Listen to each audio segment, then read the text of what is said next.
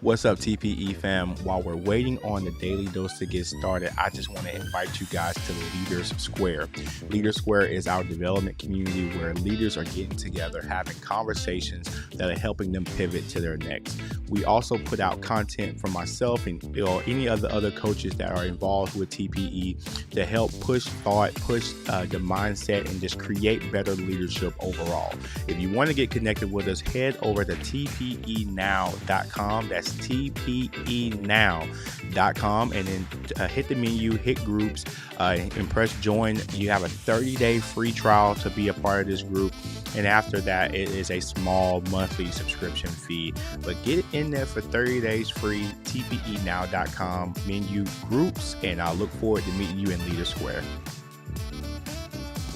What's up, TPE family? It's time for us to get a little better with the Daily Dose of Leadership with Alex Seal. Let's go!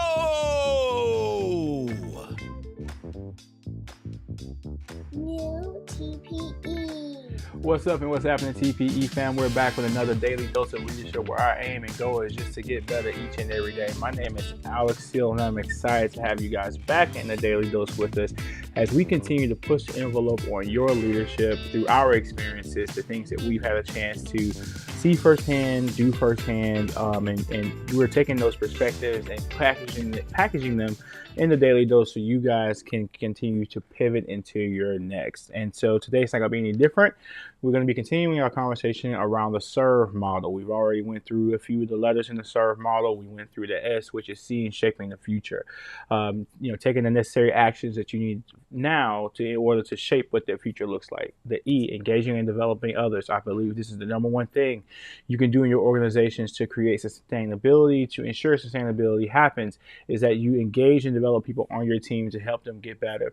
The R, reinvent. Always reinvent. Look for fresh ideas, better ways of doing things. You're going to always be married to your vision, but the way you go about doing it might change just given the resources and technological advances that you have available to you.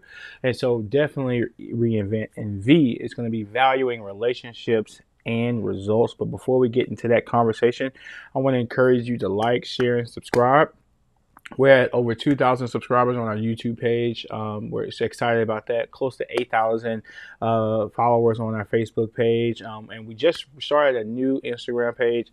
I was running a lot of things through my personal Instagram page, but now trying to transfer to that new one. So if you do me a favor and follow us at TPE Now, on Instagram, that's at TPE Now. I would love to us to get connected and to try to leverage our content to help you get to the next step in your journey, the next step in your race in leadership. And so, like I said, today we're going to be talking about valuing relationships and results. And a lot of times, man, it might seem like it's common sense that we would value both of these, but as you start to mature in your leadership capacity and your leadership role, you might find yourself leaning one way more than the other way. And don't worry, that's natural. And honestly speaking, you might always kind of lean a little bit more towards one than the other, but that does not mean that these two items aren't important to place equal amount of value and time on to ensure that they're happening. Really, they play off of each other. I like to think about when we are intentional about when we're intentional about relationships, it'll show up in the numbers.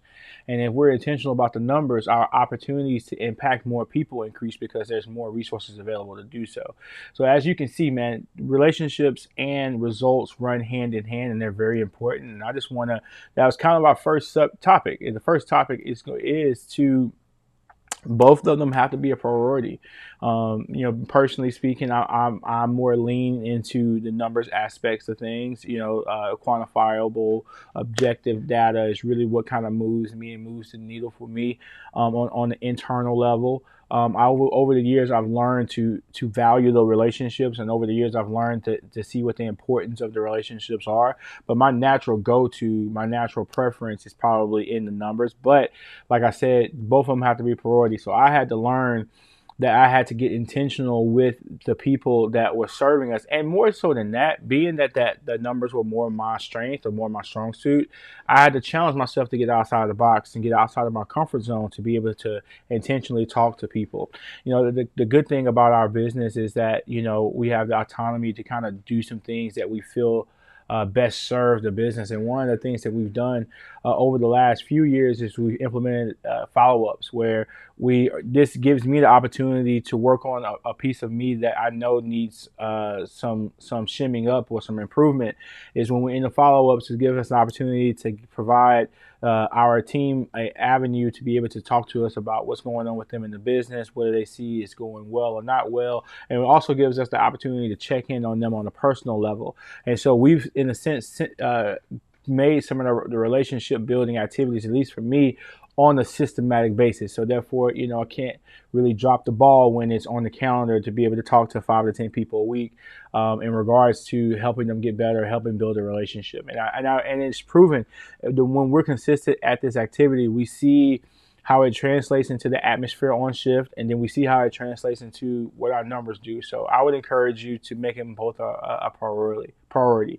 Number 2, intentionally building relationships. I just spoke to this. Intentionally building relationships will show up in your numbers. The more people feel comfortable working within your organization, the more inclined they are going to be to do the activities that's going to give you the best results in your business. So the more they see you actively caring about them beyond just the transaction, actively caring about them beyond just the numerical goals, they'll be more inclined to say, hey, I can do more, I can be better, I can contribute more. So I definitely would encourage you guys to be intentional about the relationships. Again, like I said earlier, we use a mechanism called follow-ups. We have like a little set of questions that we want to make sure we hit during the course of that conversation, 30-minute conversation, 30 to 45-minute conversation, where we just canvas just different things. And my main things always in every follow-up, no matter what the theme is for that season, is for us to give the team members a platform to be able to speak to and speak into what they feel is going well and what's not going well. So I think that's very important, very, very, very important. And then number 3, and I think this is